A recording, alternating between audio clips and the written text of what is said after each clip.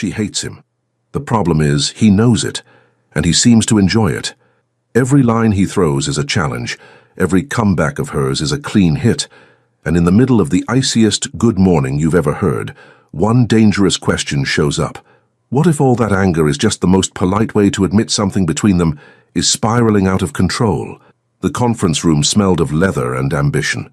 Cassandra Whitlock sat with her spine straight, hands folded on the mahogany table, willing herself not to fidget with the silver pen that had been her graduation gift 5 years ago. Around her, the senior partners of Hartwell and Associates exchanged glances she had learned to read like case files, approval mixed with the particular brand of scrutiny reserved for those about to be tested. "Congratulations, Miss Whitlock." Richard Hartwell's voice carried the weight of decades in courtroom victories. "The partnership has unanimously agreed to promote you to senior associate." The words landed exactly as she had imagined them during countless sleepless nights, during endless hours of research that turned her studio apartment into a paper fortress, during depositions where she had proven herself sharper than lawyers twice her age. Yet somehow, hearing them aloud made her heart hammer against her ribs in a way no amount of preparation could have prevented. "Thank you, sir. I won't disappoint you. We're counting on it." Hartwell slid a manila folder across the table. The gesture was casual, but Cassandra had worked here long enough to recognize a grenade wrapped in formality. "Which brings us to your first case as senior associate." She reached for the folder, her fingers steady even as something in Hartwell's expression made her pulse quicken. Inside, she found a name that meant nothing to her, followed by charges that made her eyebrows rise. Fraud, breach of contract, misrepresentation of assets. The defendant was Hudson Fairchild, owner of Fairchild Construction, one of the largest development companies on the East Coast. "This is a significant case," she said carefully, flipping through pages dense with legal accusations. "Why isn't Marcus handling it? Or Jennifer?" Marcus requested reassignment after 2 weeks. Hartwell's mouth twitched in something that wasn't quite a smile. "Jennifer lasted 3 days. David made it to a month before he walked into my office and tendered his resignation." Cassandra looked up sharply. David Mitchell had been the toughest attorney in the firm, a man who had once made a Fortune 500 CEO cry during cross-examination. He quit? If this story is touching your heart, show your support. Leave a like, subscribe to the channel, and share it with your friends. Every action helps us keep bringing you new stories full of emotion. Effective immediately. Hartwell leaned back in his chair, studying her with the intensity of a chess master contemplating a bold move. "Mr. Fairchild is challenging. He has strong opinions about legal strategy, little patience for procedure, and a tendency to treat his attorneys as adversaries rather than advocates. In other words, he's difficult. Impossible would be more accurate." The senior partner's expression softened fractionally. "Which is precisely why we're assigning him to you. You don't back down, Cassandra. You never have. From the moment you walked into this firm, you fought for every case, every client, every inch of respect. This promotion isn't charity. It's recognition of what you've already proven." The compliment warmed her even as the challenge ahead crystallized into something daunting. She had wanted this for so long, had sacrificed relationships, weekends, sleep, everything that made life full outside these walls. Her small apartment held more case files than furniture. Her last date had been 7 months ago, a forgettable dinner with a forgettable colleague who had stopped calling when he realized her career would always come first. She thought about her uncle, the man who had raised her after her parents died in a car accident when she was 12. Uncle Thomas had worked himself to exhaustion to pay for her education, had sat through every mock trial in law school, had believed in her when she barely believed in herself. This promotion was for him too, for every sacrifice he had made, for every dream he had helped her chase. "When do I meet him?" she asked, closing the folder with quiet determination. "Tomorrow morning, 9 sharp." Hartwell stood, signaling the end of the meeting. "One more thing, Cassandra. Don't let him intimidate you. He'll try, they always do." That night, alone in her apartment with rain drumming against the windows, Cassandra researched Hudson Fairchild until her eyes burned. The internet painted a picture of a self-made empire builder who had started with a single crew and built a construction dynasty worth billions. 40-story towers bore his name, city skylines bent to his vision. But between the press releases and Forbes profiles, she found something else, Whispers of ruthless business tactics, hostile takeovers, competitors crushed without mercy. She studied the one photograph that appeared repeatedly: Hudson Fairchild at a ribbon-cutting ceremony, dressed in an immaculate suit that probably cost more than her monthly rent. Even frozen in pixels, he radiated authority. Broad shoulders, sharp jaw, eyes dark enough to hide secrets. He stood apart from the smiling officials around him, a man who belonged to no one but himself. Cassandra closed her laptop and pressed her fingers to her temples. Tomorrow would define everything: the partnership she had earned, the future she had built brick by brick. She wouldn't let some arrogant businessman tear it down, no matter how intimidating Richard Hartwell claimed he was. She had faced worse. At least, she told herself that as she finally turned off the lights and tried to sleep. But sleep came slowly, and when it did, she dreamed of dark eyes that saw too much. The conference room felt smaller than it had yesterday. Cassandra arrived 20 minutes early, arranging her files with meticulous precision, reviewing her notes one final time. She had chosen her navy suit carefully, professional armor that said she belonged here, that she was ready for whatever came through that door. She was not ready. Hudson Fairchild entered at exactly 9 o'clock, and the air itself seemed to shift. He was taller than she had imagined, easily 6'3", with shoulders broad enough to fill the doorway.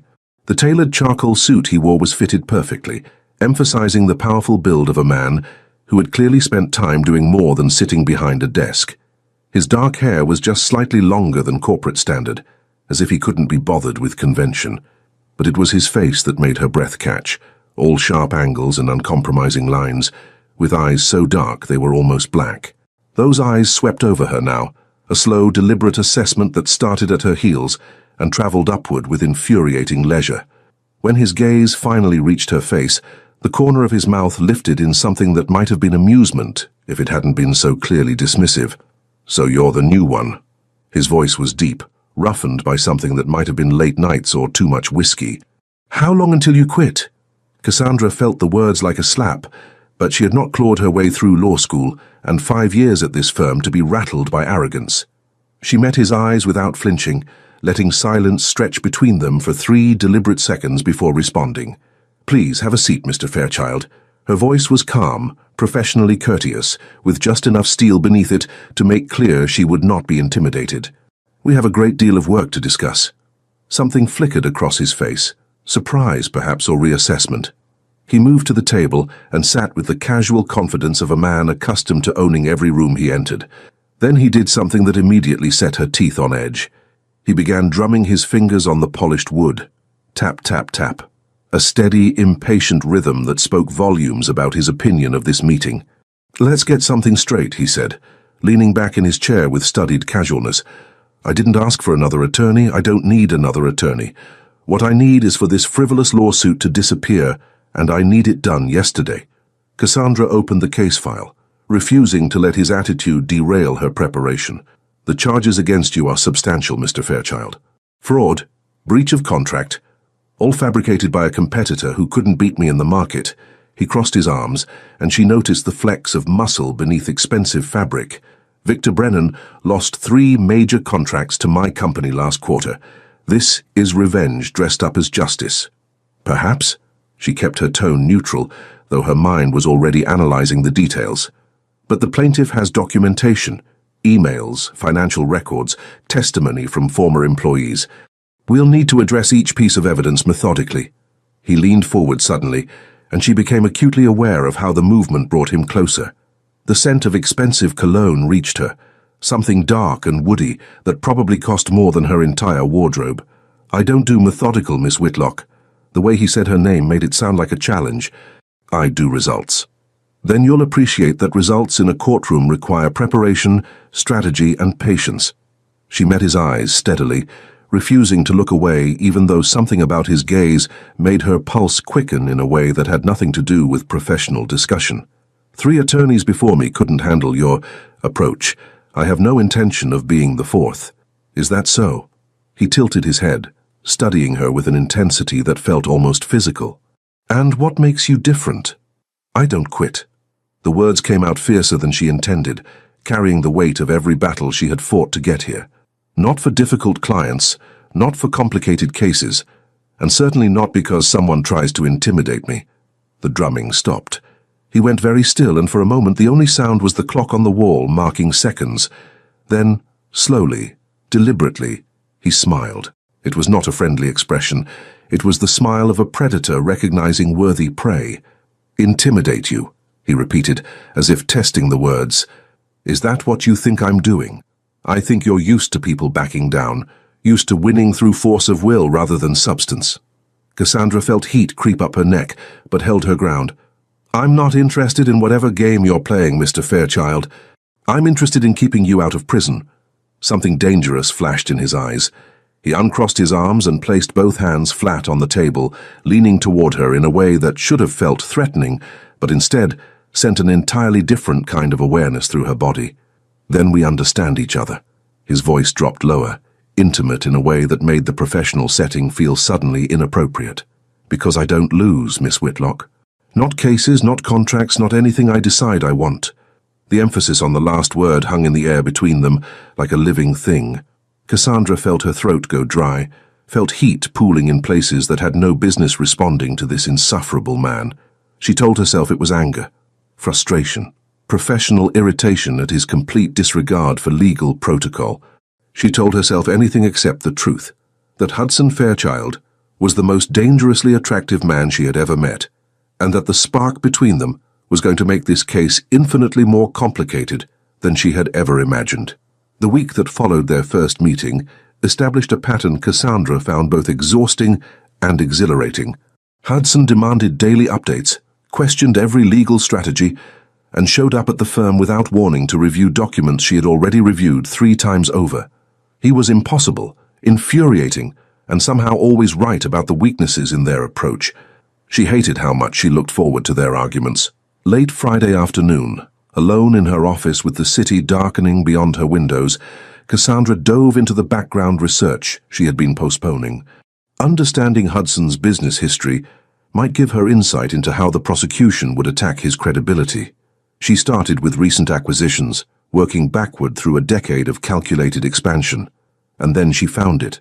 The file was buried in archived news articles from 9 years ago. Fairchild Construction acquires Thompson & Sons in hostile takeover. She almost scrolled past it. Almost. But something about the name Thompson made her pause, made her heart begin to hammer with a dread she could not yet name. She clicked the article with fingers that had gone cold. Thompson & Sons Construction had been a family-owned company operating for 3 generations. The article detailed how Hudson Fairchild, then 29 years old and aggressively building his empire, had orchestrated a hostile acquisition that left the Thompson family with nothing.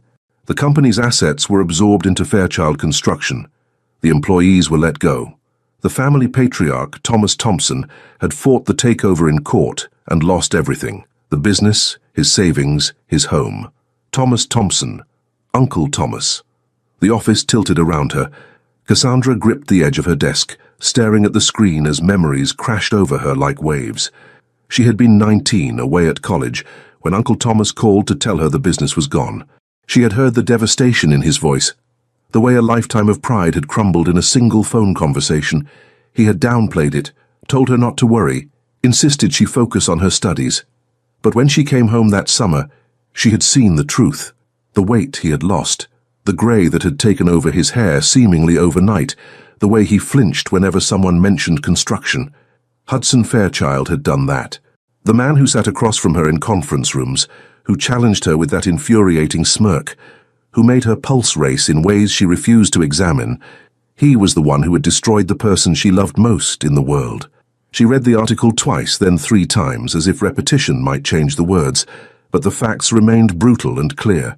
Hudson had identified Thompson & Sons as a strategic acquisition, had moved with ruthless efficiency to buy up outstanding debts, had leveraged every legal mechanism to force the sale. The article quoted him, "Sentiment has no place in business. Thompson & Sons was inefficient, outdated and vulnerable. I simply recognized an opportunity." Cassandra felt bile rise in her throat. She thought of Uncle Thomas teaching her to ride a bike in the driveway of the house he would later lose. She thought of him working double shifts to pay for her law school applications. She thought of his hands, calloused from decades of honest work, shaking as he signed the papers that gave everything away to a man who saw people as nothing more than chess pieces. Her phone buzzed, a text from Hudson. Need to discuss deposition strategy. Available now? She stared at the message, her vision blurring with rage. 3 weeks ago, she had not known this man existed. 2 weeks ago, she had thought him merely arrogant. 1 week ago, she had caught herself noticing the way his jaw tightened when he concentrated, the rare glimpses of something vulnerable beneath the armor of wealth and power. Now she knew the truth. Hudson Fairchild was not just difficult or demanding. He was the architect of her uncle's ruin, the man who had taken everything from the person who had given her everything. Her fingers trembled as she typed a response. Not tonight. Monday. She shut down her computer, gathered her belongings with mechanical precision and walked out of the office. The autumn air hit her face like a slap, cold and sharp. She walked for blocks without direction, trying to process the impossible situation she found herself in. She wanted to quit. Every fiber of her being screamed to walk away from Hudson Fairchild and never look back. Let someone else defend him. Let someone else sit across from that devastating smile and pretend not to feel the pull of attraction that made her hate herself. But Richard Hartwell's words echoed in her mind. This promotion isn't charity. 5 years of proving herself, of sacrificing everything for this career. If she quit now, if she walked away from the biggest case of her life because of a personal connection, she would never be taken seriously again. The whispers would follow her. Too emotional, can't handle pressure, chose family over professionalism. She had worked too hard to throw it all away. Cassandra stopped walking and found herself standing outside the small apartment building where Uncle Thomas lived. She could go up, tell him everything, ask his advice. But she knew what he would say. He would tell her to quit, to stay far away from Hudson Fairchild, to protect herself from a man who destroyed people without remorse.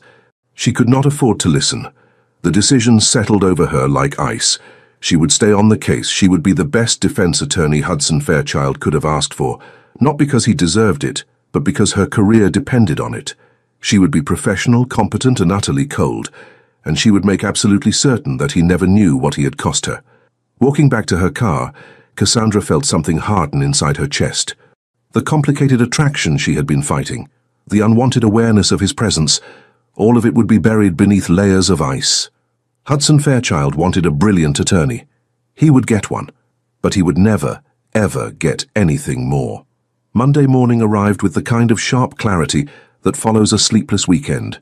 Cassandra had spent 2 days rehearsing the version of herself she would present to Hudson Fairchild. Composed, professional, untouchable. She had chosen her most severe suit, pulled her hair into a tight bun, and practiced her courtroom face in the mirror until no trace of emotion remained. She would not give him the satisfaction of knowing what he had done. She would not grant him access to her pain. Hudson was already waiting in the conference room when she arrived, reviewing documents with the focused intensity she had come to recognize. He looked up as she entered, and something in his expression shifted, a flicker of surprise, perhaps, or curiosity. She had caught him off guard. Good. Miss Whitlock. He stood, a gesture of courtesy she had not expected from him. I was beginning to think you were avoiding me. Merely busy with case preparation. She set her briefcase on the table with careful precision, not meeting his eyes. Shall we begin? For the next hour, she presented her analysis of the prosecution's strategy with clinical efficiency. Every word was measured, every recommendation supported by precedent. She did not rise to his challenges or engage with his provocations. When he made a joke, something dry about opposing counsel's incompetence, she did not smile. Hudson's fingers began their familiar drumming on the table. Tap, tap, tap. The rhythm was faster than usual, almost agitated. How you're different today, he said finally, interrupting her explanation of deposition procedures. What changed? Nothing changed, Mr. Fairchild. I'm simply focused on winning your case. She turned a page in her notes without looking at him. Which brings me to the issue of witness credibility. We need to... Look at me. The command in his voice made her jaw tighten, but she raised her eyes to meet his. It was a mistake. Even prepared for the impact of his gaze, she felt something crack in the ice she had built around herself. His dark eyes were searching her face with an intensity that felt invasive, as if he could see past every defense she had constructed. What happened? His voice had lost its edge, softening into something almost concerned. "Between Friday and today. Talk to me. There's nothing to discuss beyond your case." She forced herself to hold his gaze, to keep her expression neutral, even as her heart hammered. "Unless you have questions about the legal strategy, we should move forward." Hudson leaned back in his chair, but his eyes never left her face. She watched him process, analyze, search for clues in the careful blankness she presented. He was too smart not to know something had shifted. The question was whether he cared enough to push. "You're angry with me," he said finally. It was not a question. "I'm not angry, Mr. Fairchild. I'm professional. You're freezing me out." He crossed his arms, and the gesture reminded her uncomfortably of her uncle, another man who had once tried to protect himself from the damage Hudson could inflict. "Last week you argued with me, challenged every point I made. Now you're treating me like a stranger." "We are strangers." The words came out harder than she intended. "You're my client. I'm your attorney. That's the extent of our relationship, and frankly, it's all that should matter to either of us." Something flashed across his face. Hurt, maybe, or frustration. But before he could respond, his phone rang. He glanced at the screen, and his expression darkened. "I need to take this." He stood and walked to the far side of the room, turning his back to her as he answered. "What?" Cassandra tried not to listen, but the conference room was not large enough for privacy. She heard the tension in Hudson's voice escalate, heard him say something sharp about missing documents and betrayal. When he ended the call and turned back to her, his jaw was set in a hard line. "We have a problem." He moved to the table and pulled up something on his laptop, turning the screen so she could see. 3 key witnesses just recanted their statements, completely reversed their testimony from depositions taken last month. Cassandra scanned the emails, her legal mind immediately cataloguing the implications. Someone got to them, offered them something, or threatened them. Victor Brennan. Hudson's voice was cold with certainty. "He's trying to bury me, and he doesn't care how dirty he has to fight." She should have felt vindicated. This was karma, wasn't it? The ruthless businessman getting a taste of his own medicine. But instead, she found herself analyzing the situation with the same sharp focus she applied to every case. Personal feelings had no place in legal strategy. "We need to secure our remaining evidence immediately," she said, already making notes. "If Brennan is willing to tamper with witnesses, he'll go after documentation next. Where are your files stored?" "Multiple locations. The office, my home, a secure storage facility." Hudson ran a hand through his hair, the first sign of true stress she had seen from him. "But if he's already gotten to 3 witnesses, he has someone inside my organization feeding him information." The implication hung heavy between them. If Hudson's own people were compromised, nowhere was truly safe. "Then we consolidate everything," Cassandra heard herself say, already working through logistics. "Bring all case-related materials to a single secure location that only we have access to. Review every document, re-interview every witness ourselves, rebuild the case from scratch." That would take weeks. We'd need to work around the clock. Hudson was watching her again, something unreadable in his expression. "It would mean working in close proximity." "Yes, I understand." She kept her voice level, despite the knot forming in her stomach. "Your home would be the most secure option. I can relocate temporarily to ensure nothing is compromised." The silence that followed felt charged with more than legal strategy. She could feel him studying her, could almost hear the questions he was not asking. Why would she offer this, when she had spent the entire morning pushing him away? What changed between her calculated distance and this sudden willingness to embed herself in his life? She did not give him time to voice those questions. "I'll need access to a private workspace, preferably separate from your personal areas. Office hours will be strictly maintained, 8 a.m. to 8 p.m. 6 days a week. All interactions will remain professional and focused solely on the case."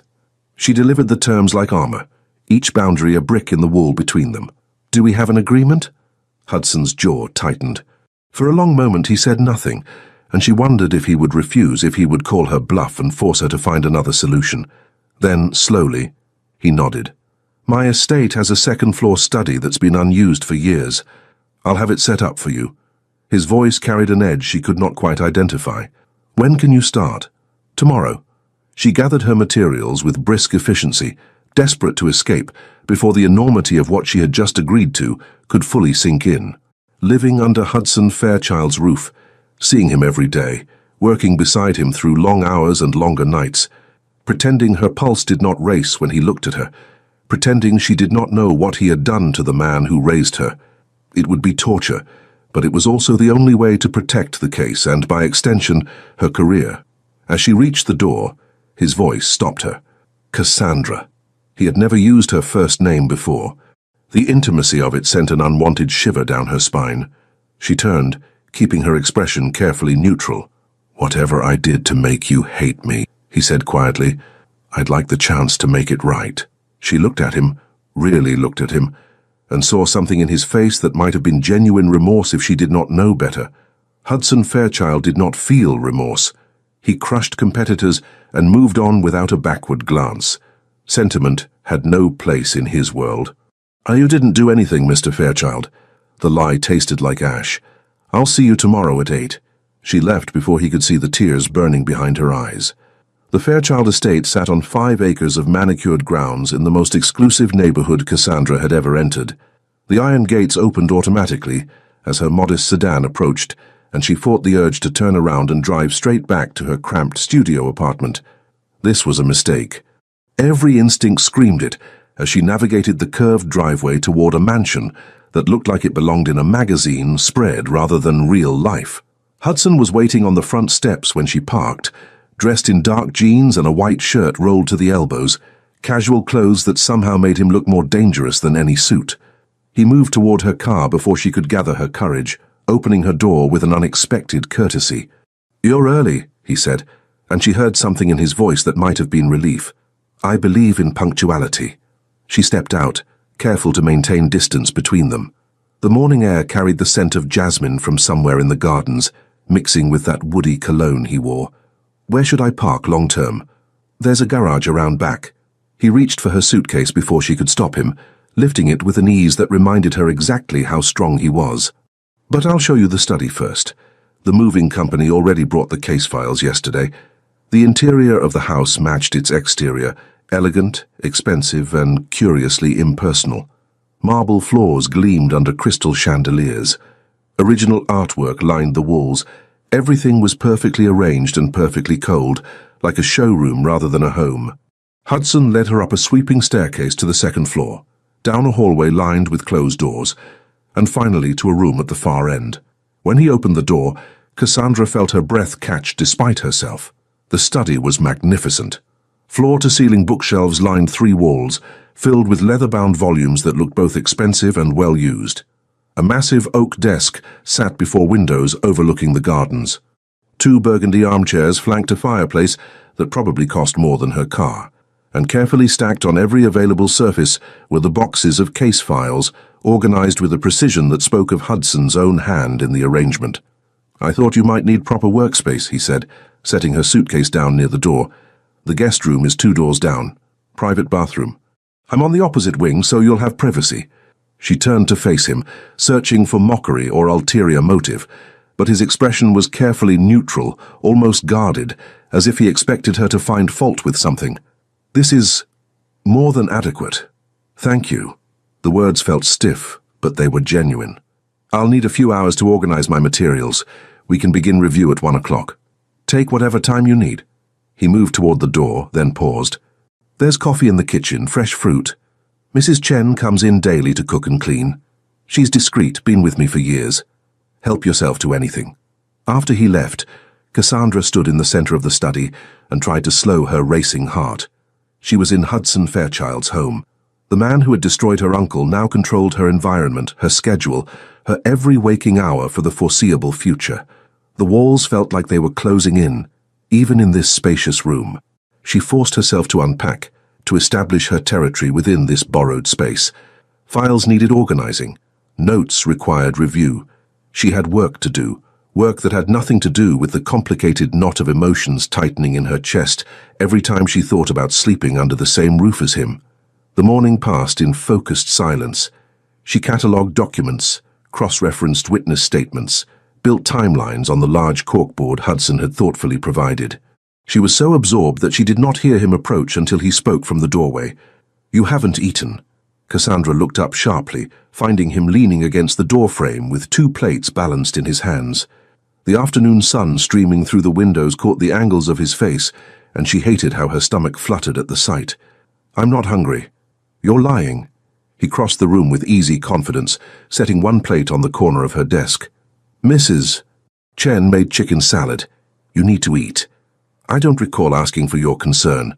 The words came out sharper than intended, but she could not afford to soften, could not let him care for her in these small ways that made it harder to remember who he really was. Hudson's jaw tightened. "Consider it professional interest. Can't have my attorney collapsing from malnutrition." He turned to leave, but something made her speak. "Why are you being kind to me?" He stopped, his back still to her. When he finally turned, the look in his eyes was so intense it felt like a physical touch. "Because kindness doesn't require a reason," he said quietly. "And because, whether you believe it or not, I want you to be comfortable here. This isn't about comfort. It's about winning your case." "Is that really all it is?" He took a step closer, and she fought the urge to retreat. "Because the woman who argued with me last week, who challenged every point I made with fire in her eyes, she cared about more than just winning. She cared about justice. That woman was naive." Cassandra stood, kneading the desk between them as a barrier. "This is business, Mr. Fairchild, nothing more." "Hudson." His voice dropped lower. "If we're going to be living under the same roof, you should at least call me by my name." "That would be inappropriate." "Would it?" He moved around the desk before she could stop him, close enough that she could see the darker ring around his irises, could count his heartbeats in the pulse at his throat. "Or are you afraid that if you stop treating me like the enemy, you might have to face what's really between us?" Her breath caught. "There's nothing between us. Keep telling yourself that, Cassandra." He reached past her, she flinched, but he was only retrieving his own plate from where he had set it. "See you at 1 o'clock." She watched him leave, her hands gripping the edge of the desk so hard her knuckles went white.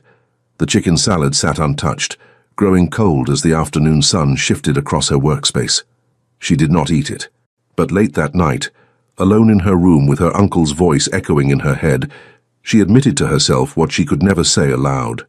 Hudson Fairchild terrified her, not because of what he had done to her family, but because of what he was doing to her heart. 3 weeks into their arrangement, Cassandra discovered that proximity to Hudson Fairchild was far more dangerous than hostility. She learned his patterns without meaning to. He woke at 5:30 every morning, running the perimeter of the estate before the sun fully rose. She knew because she heard him leave, heard the quiet click of the door, and found herself watching from her window as his silhouette moved through the pre-dawn darkness. By 7, he was showered and dressed, reviewing emails in his downstairs office. At 8, he brought her coffee, always exactly how she liked it, though she had never told him her preference for 2 sugars and a splash of cream. The coffee delivery had started after she snapped at him during their 2nd week together, her patience worn thin by 14 straight hours reviewing contracts. The next morning a steaming cup appeared on her desk, and he said nothing, just set it down and left. It had continued every day since. She told herself it meant nothing. Told herself she did not wait for the sound of his footsteps in the hall. She was lying. Tonight, well past midnight, Cassandra rubbed her temples against the headache building behind her eyes. She had been staring at financial documents for 6 hours, searching for the inconsistency that would prove Hudson's innocence. The numbers blurred together, and she pressed her fingers against her temples, trying to will away the pain. A soft sound made her look up. Hudson stood in the doorway, dressed in pajama pants and a t-shirt that did nothing to hide the powerful lines of his body. His hair was disheveled, as if he had been running his hands through it. He held a glass of water in one hand and a small bottle in the other. "You're still working?" It was not a question. "The preliminary hearing is in 2 weeks. You need to sleep." He crossed the room and set the water and bottle of painkillers next to her laptop. "You've been rubbing your temples for the last hour." "How would you know?" She looked at him sharply. "I thought you were in bed." His jaw tightened. "I was, but I could see your light from my window." The admission hung between them. He had been watching, worrying, caring in a way that made her defenses crumble despite her best efforts. "I don't need you to take care of me," she said, but her voice lacked conviction. "I know." He pulled up the second chair in the study, the one she used for spreading out documents, and sat backward on it, arms crossed over the back. "But I'm going to anyway. Hudson, take the pills, Cassandra. Drink the water. Go to bed." His voice was firm but not unkind. "Whatever you're looking for in those files will still be there in the morning." She wanted to argue, wanted to maintain the professional distance she had sworn to keep. But her head throbbed, her eyes burned, and the concern in his gaze was undoing her resolve piece by piece. She took the pills, drank the water. When she reached to close her laptop, his hand covered hers. "I've got it." His fingers were warm against her skin, and she felt the touch all the way to her core. "Go." Cassandra fled to her room before she could do something foolish. Like thank him.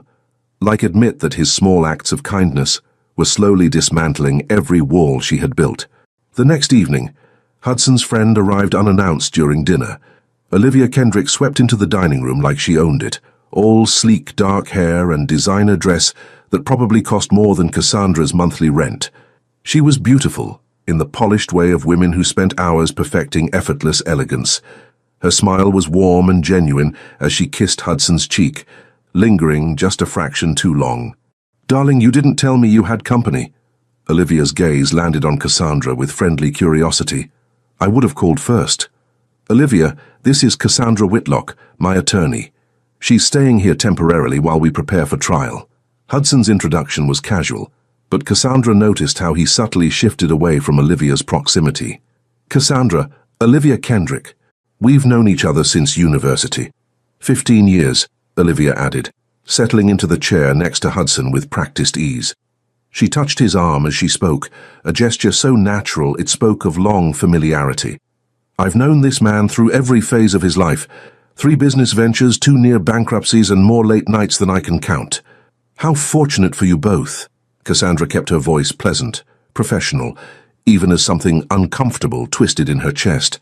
She had no right to feel anything about Hudson's relationships. No right to notice how Olivia's hand remained on his arm, how her laugh was pitched to draw his attention. "Hudson works too hard," Olivia said, her tone affectionate. "Always has. I'm constantly telling him to slow down, enjoy life a little." She squeezed his arm. "Maybe you can convince him, Cassandra. Lord knows he doesn't listen to me anymore. Miss Whitlock is here to work, not to manage my personal habits." Hudson's voice carried an edge Cassandra had not expected. He moved his arm under the pretense of reaching for his wine glass, breaking Olivia's contact. Something flickered across Olivia's face. Annoyance, perhaps, quickly smoothed away. "Of course, how is the case going?" "I've been worried sick about all this nasty business." They discussed the trial in general terms, carefully avoiding specifics that would breach attorney-client privilege, but Cassandra could not shake the feeling of being evaluated, measured against some invisible standard. Olivia's questions were friendly, her concerns seemingly genuine. Yet when Hudson excused himself to take a phone call, the atmosphere shifted. "You're younger than I expected," Olivia said, her smile never wavering. "Hudson usually prefers attorneys with more seasoned experience. The senior partners felt I was the right fit for this case." Cassandra met her gaze steadily. "I'm sure they did." Olivia sipped her wine delicately. "Just be careful, dear. Hudson can be intense. It's easy to mistake professional attention for something more personal. I'd hate to see you get hurt." The warning was delivered with such sweetness that it took Cassandra a moment to recognize the threat beneath it. This was not friendly advice. This was a woman marking territory. "I appreciate your concern," Cassandra said coolly, "but I'm quite capable of maintaining professional boundaries." "Of course you are." Olivia's smile sharpened. "I just know Hudson so well, better than anyone. And I'd hate for you to misunderstand his kindness. He's generous with everyone. It doesn't mean anything special." Before Cassandra could respond, Hudson returned. He paused in the doorway, his dark eyes moving between them with an expression she could not read. "Everything all right?" "Perfect," Olivia said brightly. "I was just getting to know your lovely attorney." That night, alone in her study, Cassandra tried to focus on depositions, but her mind kept returning to Olivia's hand on Hudson's arm, to 15 years of shared history, to the easy intimacy between them. She told herself it did not matter, told herself she did not care. But when she saw Hudson's light still burning across the courtyard at 2 in the morning, and found herself wondering if he was thinking about Olivia or about her, She knew she was in deeper than she ever should have allowed. The first rain of autumn arrived on a Tuesday evening, transforming the estate grounds into a watercolor painting of greys and silvers. Cassandra stood at the window of her study, watching sheets of water cascade down the glass, her mind anywhere but on the deposition transcript she was supposed to be reviewing. She had been living here for 5 weeks now, 5 weeks of carefully maintained boundaries that were eroding faster than she could rebuild them. 5 weeks of morning coffee and midnight conversations that started about the case and somehow drifted into territory that had nothing to do with law. Last night, they had spent 2 hours arguing about a witness statement, but somewhere between her point about circumstantial evidence and his counter-argument about jury perception, they had started talking about books. He read poetry, she discovered. Rumi and Neruda and Mary Oliver. She would have never guessed that a man who crushed competitors without mercy spent his evenings with verses about love and loss. "You're surprised," he had said, catching her expression. "I didn't take you for the romantic type." "I'm not." His eyes had held hers with an intensity that made her breath catch. "But I understand longing, the ache of wanting something you think you can't have." She had fled to her room shortly after, her heart hammering against her ribs. Now, watching the rain, she tried to convince herself that she was not waiting for him, that she had not positioned herself by the window where she could see the driveway, where she would know the moment his car returned from whatever meeting had kept him in the city all day. The lie tasted bitter. Headlights cut through the rain at 7:30. Cassandra turned away from the window, determined not to be caught watching for him like some lovesick fool. She forced her attention back to the transcript, reading the same paragraph 3 times without comprehending a single word. His footsteps on the stairs were familiar now. She knew the pattern of his gait, could distinguish his tread from Mrs. Chen's lighter steps. He paused outside her door. She felt his presence even through the wood, but did not knock. 20 minutes later, unable to concentrate, she went downstairs for tea. She found him in the kitchen, tie loosened and sleeves rolled up, staring at the coffee maker like it had personally offended him. His hair was damp from the rain, curling slightly at the ends in a way that made him look younger, less guarded. "It's broken," he said without looking up. "Mrs. Chen's been complaining about it for weeks, but I kept forgetting to replace it." "There's tea," Cassandra offered, moving past him to the kettle. The kitchen felt smaller with both of them in it, the space charged with awareness that made her acutely conscious of every breath. "I don't drink tea." "You should. It's calming." She filled the kettle, searching the cabinets for cups. "Long day?" "Endless." He leaned against the counter, watching her with that unnerving focus he had. Brennan's lawyers filed 3 new motions, all designed to delay and drain resources. How was yours? Productive. She found the Earl Grey, measured leaves into the infuser with careful precision, anything to avoid looking at him. "I think I found the inconsistency in their financial documentation. It's subtle, but it's there. Show me." They ended up at the kitchen table, her laptop between them as she walked him through the discovery. But Hudson was not looking at the screen. She could feel his gaze on her face, tracking each expression as she explained the discrepancies in dates and amounts. "You're brilliant," he said suddenly, interrupting her mid-sentence about spreadsheet cross-referencing. Cassandra's hands stilled on the keyboard. "What?" "The way your mind works. How you see patterns no one else catches." He reached across the table and tucked a strand of hair behind her ear. It had escaped her bun hours ago, falling forward as she hunched over her work. The gesture was unbearably tender. "You're brilliant, Cassandra, and I don't tell you that enough." Her throat went tight. "Hudson." "I know." He withdrew his hand, but the warmth of his touch lingered. "Professional boundaries. You've made them very clear. They're important. Are they?" He tilted his head, studying her. "Or are they just easier than admitting what's happening between us?" "Nothing is happening between us." The lie felt like glass in her mouth. Hudson's smile was sad. "Keep telling yourself that." Later that week, Olivia appeared again during dinner.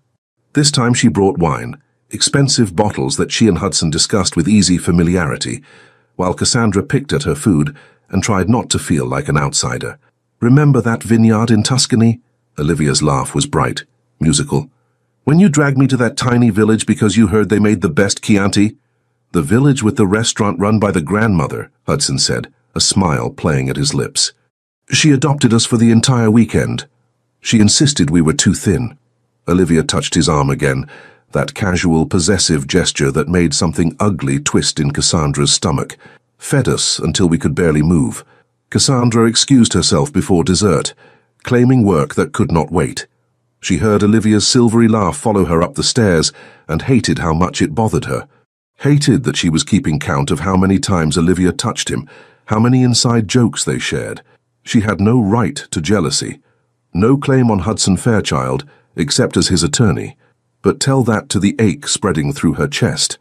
She was still working at midnight when she heard voices below, Olivia saying goodbye, Hudson's lower tones responding. The front door closed. Silence settled over the house. Cassandra should have stayed in her study, should have maintained her distance, preserved the boundaries she kept insisting mattered. Instead, she found herself on the terrace, seeking air that did not feel suffocating. The night was cold, the autumn chill biting through her thin cardigan. She wrapped her arms around herself, staring out at the darkened gardens. "You'll freeze out here." She did not turn, even as her pulse jumped at his voice. "I needed to think." Hudson crossed the terrace and she felt the warmth of his jacket settle over her shoulders. It smelled like him, that dark, woody scent that had haunted her for weeks. The weight of it felt like an embrace. "You didn't have to." "I know." He stood beside her, close enough that their shoulders nearly touched. "But I wanted to." They stood in silence, the space between them electric with everything unsaid. Cassandra pulled his jacket tighter around herself, seeking comfort in the warmth even as her mind screamed warnings. "She's very beautiful," Cassandra heard herself say. "Who?" "Olivia." The name tasted sour, "and clearly devoted to you." Hudson turned to face her fully, and the intensity in his eyes made her breath catch. "Olivia is my friend. Nothing more. She doesn't see it that way." "I know." His jaw tightened. "I've known for years, but my feelings for her have never been more than friendship." "Why are you telling me this?" Cassandra whispered. He reached up slowly, giving her time to pull away. When she did not, his fingers traced the line of her jaw with devastating gentleness. "Because I need you to know that when I look at you, when I bring you coffee in the morning or check your window at night to make sure you're okay, it's not the same as how I treat everyone else. It's not kindness without meaning. Hudson, I'm falling for you, Cassandra." The words were raw, honest, stripped of all his usual armor. "Have been since the moment you looked at me in that conference room and refused to be intimidated. And I know you feel it too." She was trembling now and not from the cold. "This can't happen." "Why not?" "Because you destroyed my uncle. Because I'm supposed to hate you. Because I don't know how to reconcile the man who ruined my family with the man who makes sure I eat, who notices when I'm in pain, who looks at me like I'm the only thing in the world that matters." "Because you're my client," she said instead. Hudson's thumb brushed across her cheekbone. "The case will end eventually." "What then?" She did not have an answer. Could not think past the feeling of his hand on her face, the heat of his body so close to hers, the way her entire being ached to close the distance between them. He stepped back, taking the warmth with him. "Good night, Cassandra. Keep the jacket." She watched him go, his jacket still wrapped around her shoulders like a promise. And for the first time since discovering the truth about her uncle, she wondered if perhaps Hudson Fairchild was more than the sum of his worst decision. Perhaps he was a man capable of change, of growth, of the kind of love she had stopped believing in. Perhaps. Uncle Thomas arrived unannounced on a Saturday morning when the estate was quiet and Mrs. Chen had the weekend off. Cassandra was in the kitchen making coffee, still navigating the new machine Hudson had installed, when the doorbell rang. She knew it was him before she opened the door. Perhaps it was the way he rang twice, short and insistent, the same pattern he had used when picking her up from school. Perhaps it was intuition. Either way, her stomach dropped when she saw him standing on the marble steps, looking older than she remembered, and deeply uncomfortable in his worn jacket. "Uncle Thomas." She pulled him into a hug, breathing in the familiar scent of aftershave and honest work. "What are you doing here?" "I had to see for myself." His voice was rough with emotion as he pulled back, studying her face with worried eyes.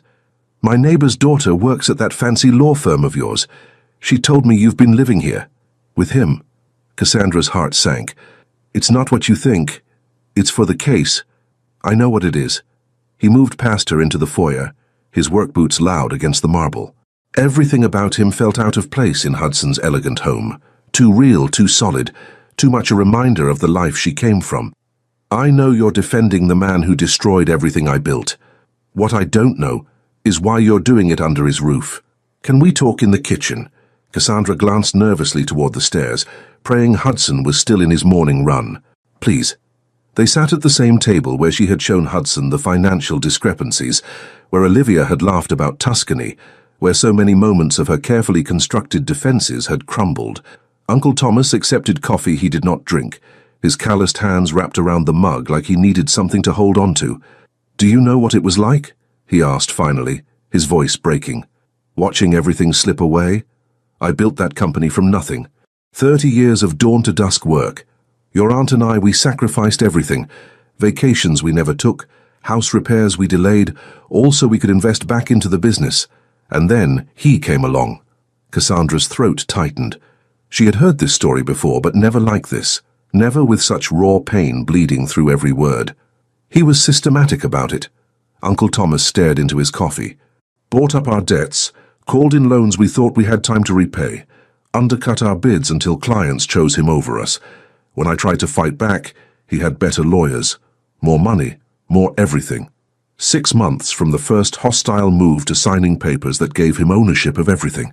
I know, Uncle Thomas, I know what he did. Do you? His eyes, so much like her father's had been, fixed on her with desperate intensity. Do you know that I had to sell the house? That your Aunt Marie and I moved into that tiny apartment, and she never complained once, but I could see it killing her. Do you know I couldn't afford your law school tuition after that? Couldn't give you the future I'd promised your parents I'd give you. Tears burned behind Cassandra's eyes. You gave me everything that mattered. You raised me, loved me, supported every dream. And now you're living under the roof of the man who took it all. He reached across the table and gripped her hand. Cassandra, sweetheart, I don't care about the case. Defend him if you have to for your career. But don't stay here. Don't let him into your life beyond professional necessity. It's complicated. Is it? His gaze was too knowing. Or is it simple, and you're just afraid to admit it? Before she could answer, footsteps sounded in the hallway. Hudson appeared in the kitchen doorway, dressed in running clothes with his hair damp from exertion. He stopped short when he saw them, his expression shifting from surprise to something harder when he recognized Uncle Thomas. The air in the room turned to ice. Mr. Thompson. Hudson's voice was carefully neutral, but Cassandra saw his hands clench at his sides. Uncle Thomas stood slowly, his chair scraping against the floor. At 62, he was shorter than Hudson, his frame weathered by decades of physical labor. But he stood with a dignity that made height irrelevant. Fairchild. The name was delivered like an indictment. I was just leaving, just wanted to check on my niece, make sure she was... He trailed off, the unspoken words hanging heavy. Make sure she was safe from you. She's perfectly safe here. Hudson moved into the kitchen, and despite his casual clothes, he radiated authority. I would never let anything happen to her. Funny definition of never. Uncle Thomas's voice shook with suppressed anger. Considering what you've already done to this family. Uncle Thomas, Cassandra started, but Hudson cut her off. You're right. The admission stunned them both into silence. Hudson met her uncle's gaze without flinching. What I did to your company was ruthless and inexcusable. I was young, ambitious, and I didn't care who I hurt. That doesn't change the facts, and it doesn't earn me forgiveness. But I want you to know that Cassandra is here by choice, for professional reasons, and she has my complete respect. Uncle Thomas studied him for a long moment, and Cassandra held her breath. Then her uncle turned to her, ignoring Hudson entirely. I love you, sweetheart, you know that. Whatever you decide to do, I'll support you. He kissed her forehead. But please, be careful with your heart. Some damages can't be undone. After he left, Cassandra stood frozen in the kitchen, caught between the man who raised her and the man who was systematically destroying every defense she had. Hudson spoke first, his voice rough. He's right to warn you away from me. Don't. She finally looked at him, and whatever he saw in her face made him take a step back. Don't tell me what to feel. Don't tell me what to do. I've spent 6 weeks trying to navigate this impossible situation, trying to be professional while living in your house, trying to ignore what's happening between us. Cassandra, I'm not finished. Her voice cracked. You want to know what's complicated? It's not the case, it's not the living arrangement. It's the fact that the man who destroyed my uncle is the same man who brings me coffee every morning, the man who checks my window at night, the man who looks at me like... She could not finish, could not name the way he looked at her without admitting what it meant. Hudson closed the distance between them in 2 strides. His hands framed her face with a gentleness that contradicted his strength, his thumbs brushing away tears she had not realized were falling. "Like you're the best thing that's ever happened to me," he finished softly. "Because you are, Cassandra. And I know I don't deserve you. No, I've done things that should make you hate me.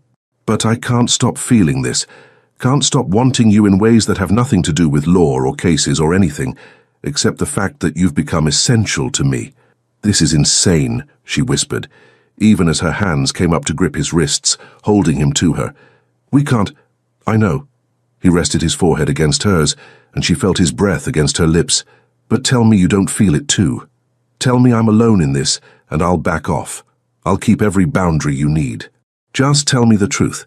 Cassandra closed her eyes, feeling the warmth of him, the solid reality of a man who had somehow become more than the villain in her uncle's story.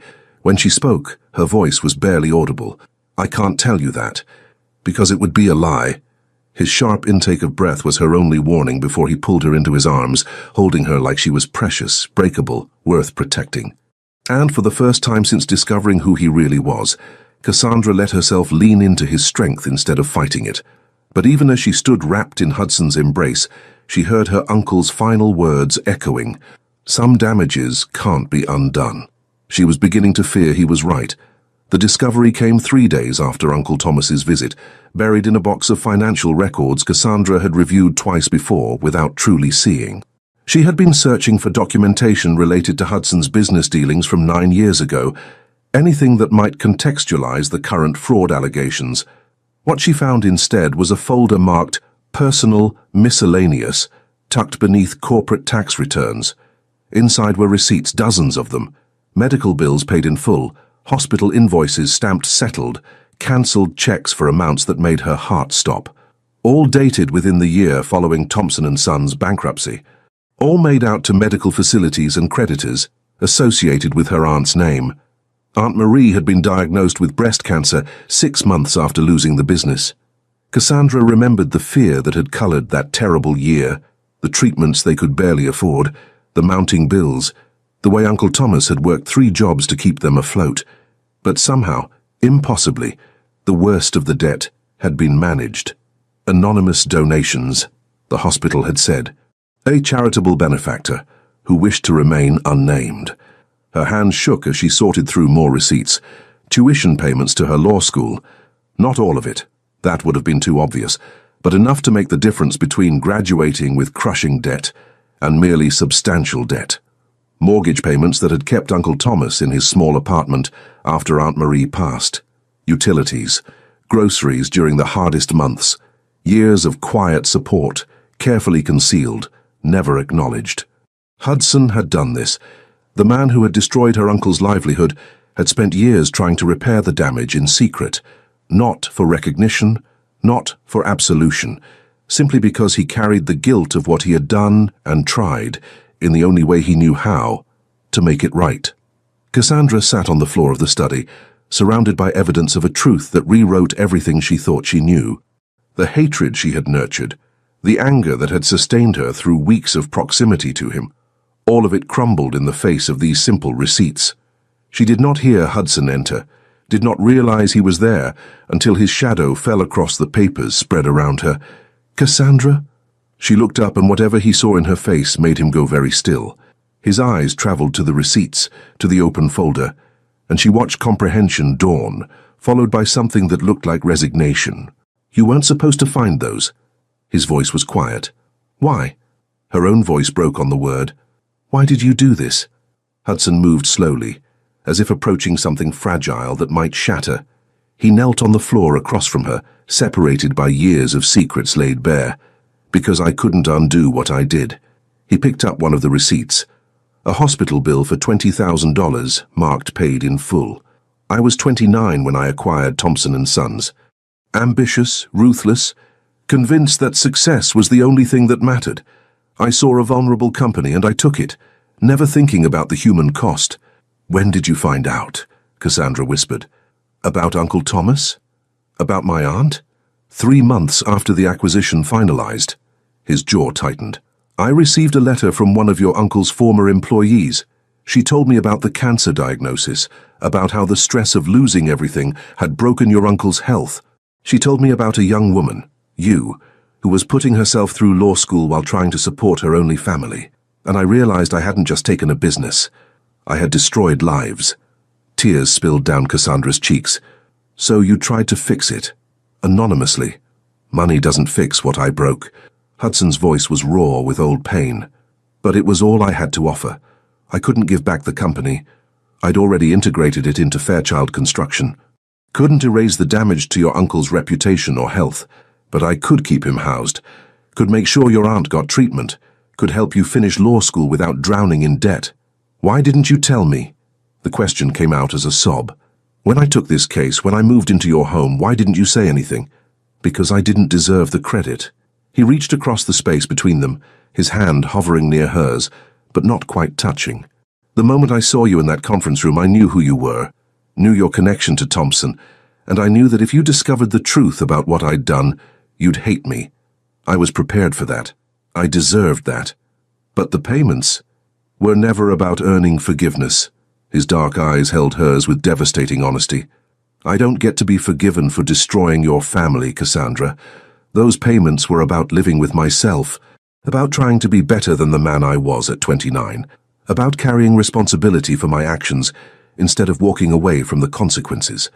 Cassandra stared at him through her tears, seeing him clearly for perhaps the first time. Not the villain of her uncle's story, not the arrogant businessman who had challenged her at every turn, but a man who had made a terrible mistake and spent years trying to atone for it in silence. I spent weeks hating you, she said softly.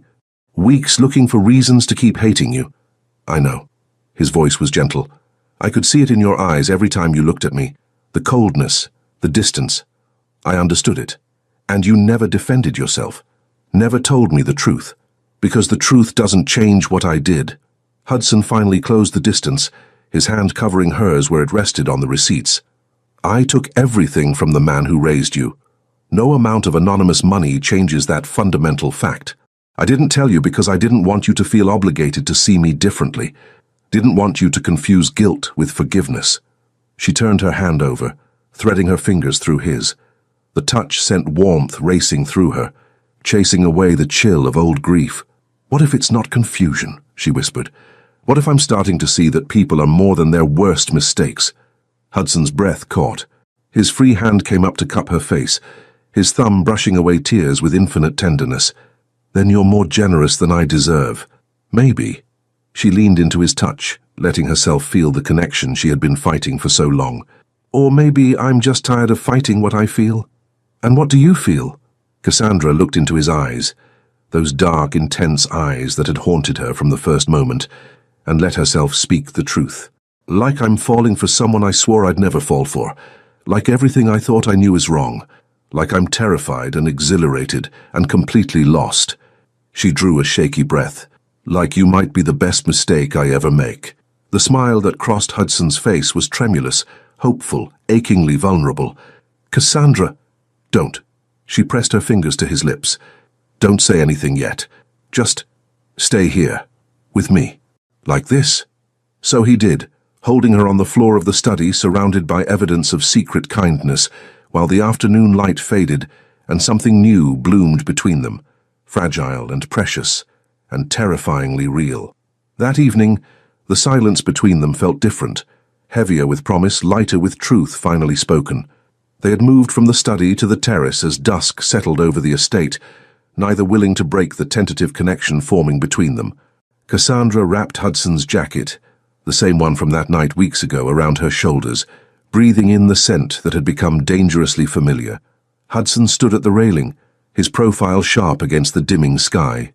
She studied him openly now, without pretense, the strong line of his jaw, the way his shoulders carried tension even in stillness, the hands that had built an empire and secretly tried to repair the damage they caused. What are you thinking? His voice was low, intimate in the gathering darkness. That I don't know who you are anymore. She moved to stand beside him, close enough to feel his warmth. The man I thought you were wouldn't have spent years caring for people he'd hurt, wouldn't have carried that guilt in silence. Maybe I'm both. He turned to face her fully, and the vulnerability in his eyes stole her breath. The ruthless businessman, and the man trying to be better. I don't know if that's enough. Enough for what? For you. The words were barely audible. I've made peace with my past, Cassandra. Accepted that some things can't be fixed, only atoned for. But you... He stopped, his hand lifting as if to touch her face before falling back to his side. You make me want to be worthy of something I've never believed I could have. And what's that? Forgiveness. Redemption. His voice dropped to a whisper. Love. Cassandra's heart hammered against her ribs. The word hung between them, fragile and powerful. She thought of her uncle's warnings, of all the reasons this was impossible, but standing here with Hudson, seeing the man beneath the armor, those reasons felt increasingly distant. I can't speak for my uncle, she said carefully. His forgiveness isn't mine to give, but my own. She reached up, her hand trembling as she touched his face, feeling the slight roughness of stubble beneath her palm. I'm beginning to think I've been holding on to anger because it was easier than admitting what I really feel. Hudson's eyes darkened, and she felt his sharp intake of breath against her wrist. Don't say it unless you mean it.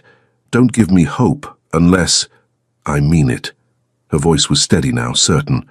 I've spent weeks trying to hate you, trying to maintain distance, trying to convince myself that what I feel is just proximity, or professional respect or anything except the truth.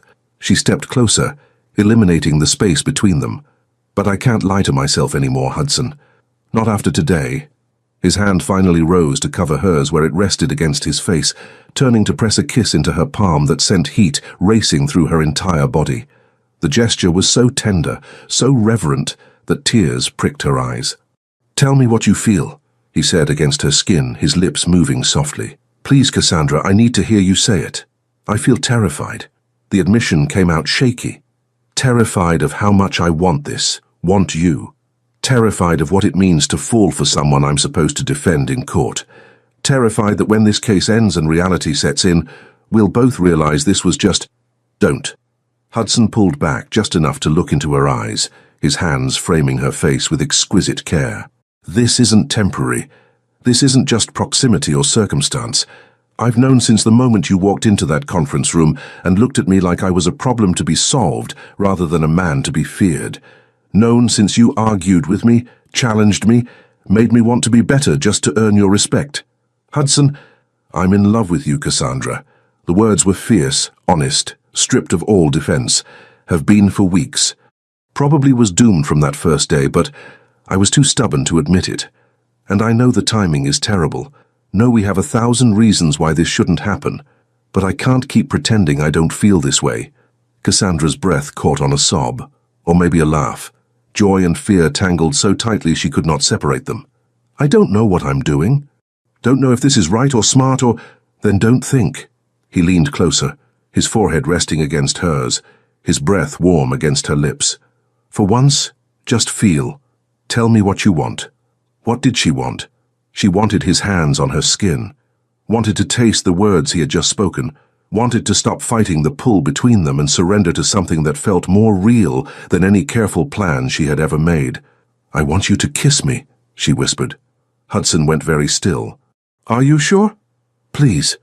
He made a sound low in his throat, need and restraint warring, before closing the final distance between them. His lips met hers with a gentleness that contradicted the tension thrumming through his body. Soft, questioning, giving her every chance to pull away. She did not pull away. Cassandra's hand slid up his chest to grip his shoulders, pulling him closer as she opened to him. The kiss deepened, transformed from tentative exploration to something hungry and desperate. Hudson's arms came around her, one hand tangling in her hair while the other pressed against the small of her back, molding her body to his. It was everything she had imagined, and nothing she had prepared for. The taste of him, the heat of his mouth moving against hers, the way he kissed like she was air and he had been drowning. She felt his control fracturing, felt the tremor in his hands as he held her, felt the barely leashed desire in the way his teeth caught her bottom lip. When they finally broke apart, both gasping, Hudson rested his forehead against hers. "I've wanted to do that for so long," he confessed, his voice rough. Cassandra laughed breathlessly. "Only that?" His smile was wicked. "Oh, I've wanted much more. But I'm trying to be respectful." She kissed him again, softer this time, but no less intense. "Respectful is overrated. Dangerous words, counselor. Good thing I like danger." They stood wrapped together as night fell completely, trading kisses and whispered confessions, finally acknowledging what had been building between them since that very first meeting. Everything had changed, and Cassandra found she did not want to change it back. The charity gala was Hudson's obligation, one he could not avoid without raising questions about the case. Cassandra had not planned to attend until he asked her directly, his eyes holding a vulnerability that made refusing impossible. "I need you there," he had said simply. "Not as my attorney, as the woman I love." So she wore the emerald dress she had purchased in a moment of recklessness, let her hair fall in loose waves instead of her usual severe bun, and tried to ignore the butterflies rioting in her stomach as Hudson's eyes darkened when he saw her. "You're beautiful," he breathed, his hand finding the small of her back in a gesture that felt both protective and possessive. Absolutely stunning. The event was elegant, filled with the kind of wealth and power that once would have intimidated her. But with Hudson's solid presence beside her, his fingers occasionally brushing hers in silent reassurance, she felt anchored, until Olivia arrived. She swept into the ballroom in a crimson dress that clung to every curve, her smile bright as she spotted them. But Cassandra saw the flash of something darker in her eyes when she noticed Hudson's hand resting on Cassandra's waist. "Darling," Olivia air-kissed Hudson's cheek, her perfume cloying as she leaned into him. "You look wonderful." "And Cassandra," her gaze swept over Cassandra's dress, with thinly veiled assessment. "How lovely. Green suits you." "Thank you," Cassandra replied evenly. Throughout the evening, Olivia circled like a predator. When Cassandra stepped away to speak with a colleague, she returned to find Olivia's hand on Hudson's arm, her body angled toward him in unmistakable intimacy. When they sat for dinner, Olivia somehow maneuvered herself into the seat beside Hudson, her laugh too loud, her touches too frequent. Hudson moved his chair closer to Cassandra. Later, near the bar, Olivia cornered Cassandra, while Hudson was detained by a business associate. "You look happy," Olivia said, her smile sharp. "Enjoying playing house with Hudson?" "I'm not playing anything." Cassandra kept her voice steady despite her accelerating heartbeat. "Of course not." Olivia sipped her champagne delicately. "You're his attorney, living in his home. How convenient that your professional relationship has become so intimate." "What are you implying?" "Nothing, darling. Just observing." Olivia's eyes glittered with malice, poorly disguised as concern. "I've known Hudson for 15 years. I know how he operates. Right now you're useful, brilliant attorney fighting his case, keeping him entertained. But when the trial ends and you're no longer professionally necessary..." She tilted her head. "Men like Hudson don't settle down with employees. They move on." The words landed like blows, finding every insecurity Cassandra had tried to bury. "You don't know what you're talking about." "Don't I?" Olivia leaned closer. "I know he confides in me. Know he calls me when he's stressed. Know that whatever he's told you about us being just friends is a polite fiction. We've been each other's constants through everything. You're new, exciting, a distraction. I'm permanent." That's enough. Neither woman had noticed Hudson approach. His voice was quiet but carried an edge that made Olivia step back. "Hudson, I heard exactly what you were doing." He positioned himself between them, his body language making his choice unmistakable. "And I'm going to say this once, Olivia, so listen carefully." "We've been friends for years," Olivia protested, her composure cracking. "I'm trying to protect you." "By attacking the woman I love," Hudson's jaw tightened. "By suggesting she's using me, by implying she's temporary." Olivia's eyes widened. "Love? Hudson, you can't possibly..." "I'm in love with her." His hand found Cassandra's, threading their fingers together. "Completely, irrevocably. And you just showed me exactly who you are when faced with that truth." "I've known you since university," Olivia whispered, tears forming. "We've been through everything together. We were friends." Hudson's voice gentled slightly but remained firm. "Were. Past tense. Because friends don't manipulate, Don't tear down people they claim to care about. Don't try to poison something beautiful because it threatens their own agenda. 15 years don't matter when weighed against the kind of person you've proven yourself to be tonight. He drew Cassandra closer, his arm wrapping around her waist. I choose her, Olivia, every time, without question. Olivia's face crumpled. She looked between them, searching for any weakness in Hudson's resolve. Finding none, she straightened her spine and lifted her chin. You'll regret this. The words were brittle. When she leaves after the trial, when you realize what you gave up, the only thing I'm giving up is a friendship that was never as genuine as I believed. Hudson's expression was final. Goodbye, Olivia. They watched her leave, her red dress a slash of color disappearing into the crowd. Cassandra released a breath she had not realized she was holding. You didn't have to... Yes, I did. Hudson turned to face her fully, both hands cupping her face. She tried to hurt you, tried to make you doubt us. I won't tolerate that from anyone. 15 years of friendship mean nothing compared to one moment with you. He kissed her forehead, tender and reverent. You're not temporary, Cassandra. You're not a distraction. You're everything. Around them, the gala continued, but Cassandra saw only Hudson, the man who had just chosen her publicly, decisively, without hesitation. Take me home, she whispered. His eyes darkened with understanding. Are you sure? She had never been more certain of anything in her life. The morning of the trial arrived with autumn rain hammering against the windows. Cassandra had barely slept, her mind racing through every argument, every piece of evidence, every possible strategy the prosecution might employ. Hudson found her in the study at dawn, already dressed in her court suit, reviewing notes she had memorized weeks ago. You're going to be brilliant, he said from the doorway. She looked up, drinking in the sight of him. In the weeks since the gala, since the night they had finally given in to what burned between them, he had become essential to her in ways that terrified and exhilarated her in equal measure. What if I'm not enough? The fear escaped before she could stop it. What if we lose? Hudson crossed the room and pulled her into his arms. Then we lose together. But I trust you, Cassandra. With my freedom, my future, my life, you won't fail me. His faith steadied her. She drew strength from his solid presence, from the steady beat of his heart against her ear. I love you, she whispered. I know. He kissed the top of her head. And I love you. Now let's go prove I'm innocent. The courtroom was packed with reporters, investors, competitors, eager to see Hudson Fairchild brought low.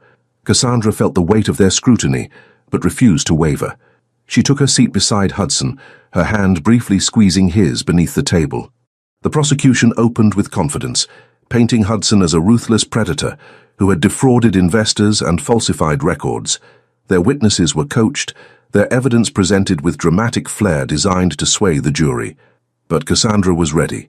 She dismantled their timeline with precision, cross-examining witnesses until contradictions emerged. She presented the financial discrepancies she had discovered, proof that documents had been tampered with after the fact. She called character witnesses who testified to Hudson's integrity, to deals honored and promises kept.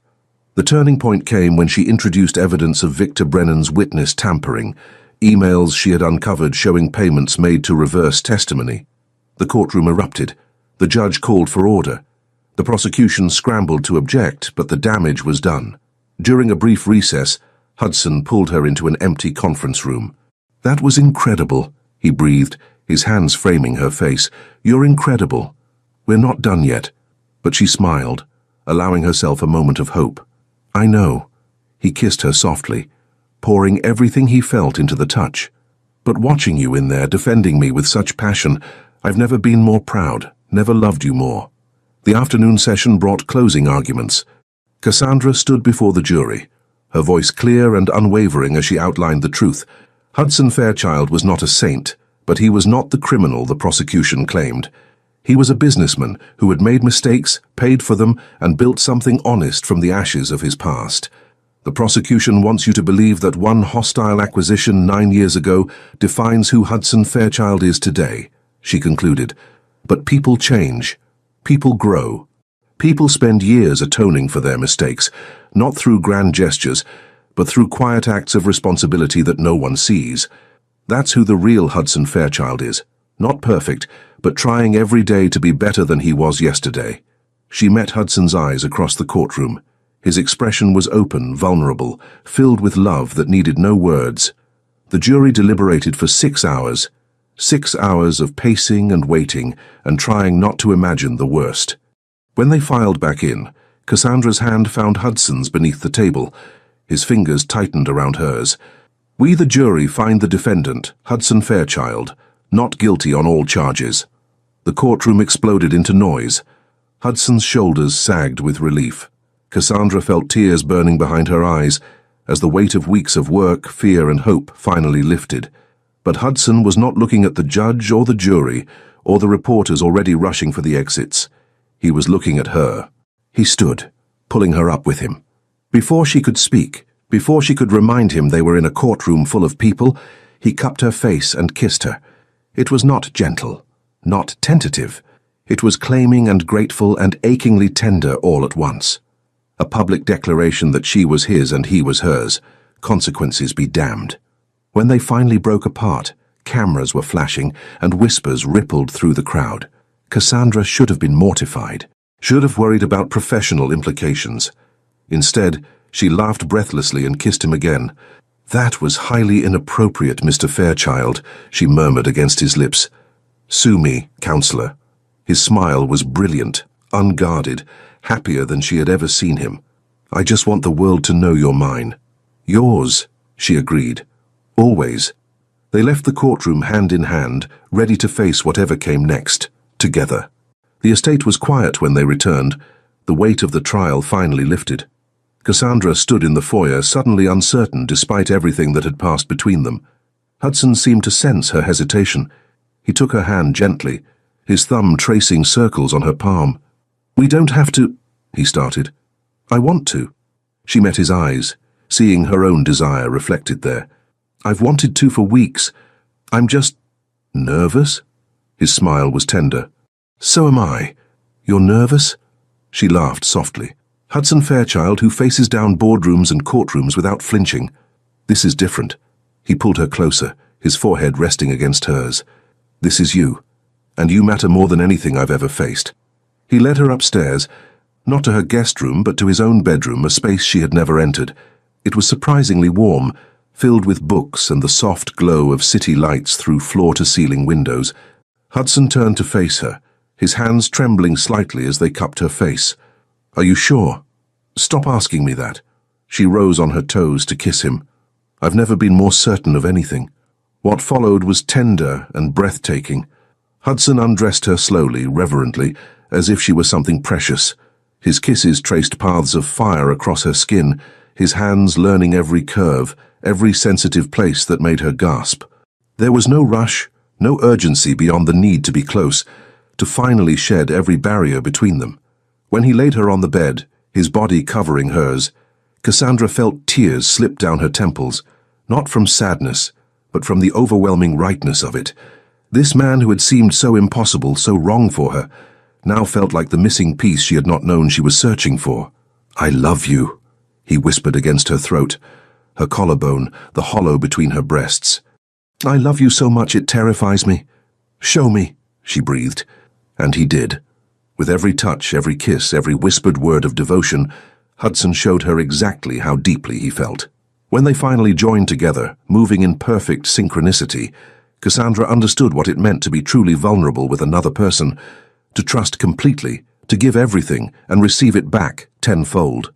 Afterward, wrapped in his arms with their heartbeats slowly returning to normal, she felt more at peace than she ever had in her life. "Stay with me," Hudson murmured into her hair. "Not in the guest room, not as my attorney. Stay with me as the woman I love. Yes?" She turned in his embrace to kiss him softly. "Always yes." 3 days later, Hudson showed up at Uncle Thomas's apartment alone. Cassandra had wanted to come, but Hudson insisted this was something he needed to do himself. She waited at a coffee shop 2 blocks away, her phone clutched in her hand, praying this would not end in disaster. Uncle Thomas opened the door, and his expression hardened immediately. "Fairchild." "Mr. Thompson, may I come in?" Her uncle hesitated, then stepped aside. They sat in the small living room, tension thick between them. "I'm not here to make excuses," Hudson began. What I did to your company was indefensible. I was young, ambitious, and I destroyed your livelihood without considering the human cost. Then why are you here? Uncle Thomas's voice was cold. To ask for forgiveness I don't deserve. Hudson met his eyes directly. And to tell you that I've spent the last 9 years trying to atone for what I did. The hospital bills for your wife, the tuition payments for Cassandra, the apartment. I know. Uncle Thomas's voice cracked. I figured it out eventually. The timing, the amounts. It had to be you.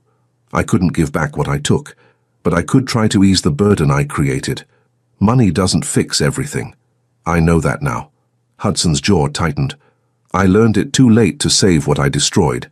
But I'm asking you, not for my sake, but for Cassandra's, to give me a chance to prove I'm not the same man I was at 29. Uncle Thomas was silent for a long moment. When he spoke, his voice was rough with emotion. My niece loves you. I can see it every time she says your name, and she's the smartest, most stubborn person I know. If she's chosen you despite knowing what you did, then maybe... He paused. Maybe people really can change. I'm trying to be worthy of her. Then keep trying. Every day. Because if you hurt her, I won't. Hudson's voice was fierce with conviction. I'd destroy myself before I'd let anything hurt her. Uncle Thomas studied him, then slowly extended his hand. This isn't forgiveness. Not yet. But it's a start. Hudson gripped his hand firmly. Thank you, that's more than I hoped for. When Hudson met Cassandra at the coffee shop, she knew immediately from his expression that it had gone better than expected. He's willing to try, Hudson said, pulling her into his arms. That's all I can ask for. She held him tightly, feeling the final piece of her conflicted heart settle into place. The man who had destroyed her uncle was the same man trying desperately to make amends. The businessman without mercy had learned compassion through consequences, and she loved him, all of him, flaws and growth and everything in between. 6 months later, spring had transformed the estate grounds into something magical. Cherry blossoms drifted across the terrace where Cassandra sat with her laptop, reviewing contracts for her new position, partner at Hartwell & Associates, specializing in corporate defense. She had moved out of the guest room permanently weeks ago. Her things now shared closet space with Hudson's expensive suits. Her books lined the shelves in their bedroom. The study where they had spent so many tense hours working on his case had become her home office, though Hudson frequently interrupted with coffee or stolen kisses that led to extended breaks. You're supposed to be working, she murmured, as his lips found the sensitive spot behind her ear. I am working. His arms wrapped around her from behind, chin resting on her shoulder. Working on convincing my brilliant girlfriend to take a break. Girlfriend, she smiled at the word. So official. Would you prefer fiancé? Cassandra's breath caught. She turned in his arms to find him watching her with an expression that mixed hope and nerves. Hudson, I'm not proposing, not yet. He brushed hair back from her face. But I'm thinking about it, constantly, wondering if you'd say yes. Imagining what our life could look like. And what does it look like? Her heart was racing. Like this. He gestured to the terrace, the gardens, the life they had built together. But permanent. Legal.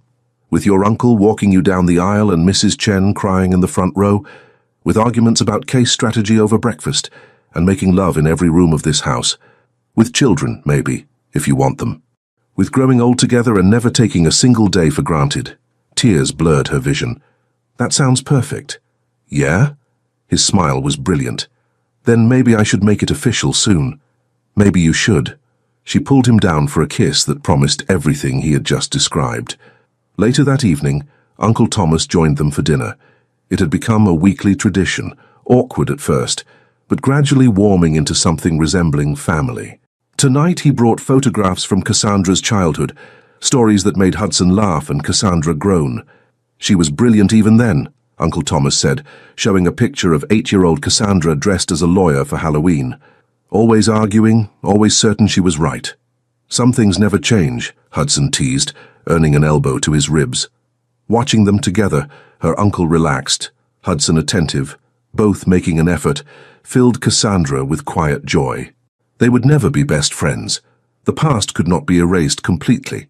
But they had found a way forward, built on honesty and Hudson's genuine effort to be better. After Uncle Thomas left, Cassandra found Hudson on the terrace where they had shared so many pivotal moments. "Penny, for your thoughts." She slipped under his arm, fitting against his side perfectly. "Just thinking about how lucky I am." He kissed the top of her head.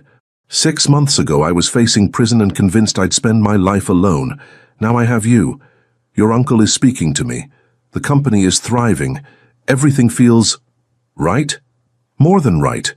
He turned to face her fully, his hands settling on her waist. "Remember that first day in the conference room, when you looked at me like I was a problem to solve? I remember you asking how long until I quit. I was certain you would. Certain no one could handle me long term."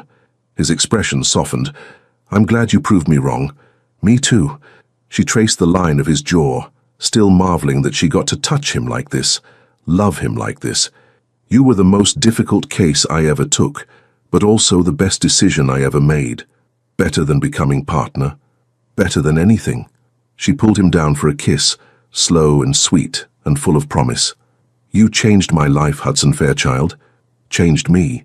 Made me believe in second chances and redemption and love that defies logic. You saved me," he whispered against her lips. "In every way a person can be saved." They stood wrapped together as twilight deepened, two people who should never have worked finding perfect harmony in the unexpected. The lawyer and the businessman, the woman seeking justice and the man seeking redemption. Neither could have predicted this ending when they first met across that conference room table. But standing here now, Cassandra could not imagine any other path leading to such happiness. "I love you," she said softly. "I love you too." Hudson's arms tightened around her. Forever. And in that moment, with spring blossoms falling around them and the future stretching bright ahead, Cassandra knew he meant it. They had fought their way through anger and attraction, through past mistakes and present complications, through doubt and fear, and everything that tried to keep them apart. But love, real, hard-won, transformative love, had prevailed, and it would continue to prevail every day for the rest of their lives. Leave your comment and share this story with someone special. It truly helps us keep bringing new stories to you. And if you want to follow every chapter of this emotional journey, subscribe to the channel and turn on the notification bell. Your support makes all the difference.